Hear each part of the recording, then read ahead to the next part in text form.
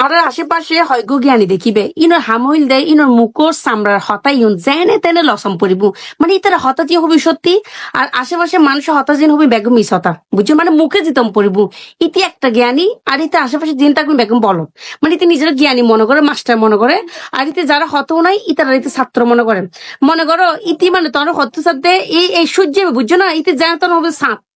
আর তোর তো সম্পর্ক দিবে কি সাপ তুই যদি সত্য হাতে সূর্য তাহলে তো হনরকম ভাবে মানি হইতো না হবু দে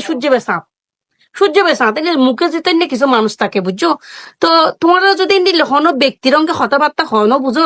ইত্যাদি সব ফ্যাক্টরিতে দিবে তোরা চুপ করে থাকবে হারণ তুই যতই হনা কেন সে বলত মার্কের জ্ঞানী সবসময় জাহিরে করবে আমি জ্ঞানী আমি একটা কিছু তুমি কিছু ন জানো তো তুমি ন জানার মতোই থাকবে কারণ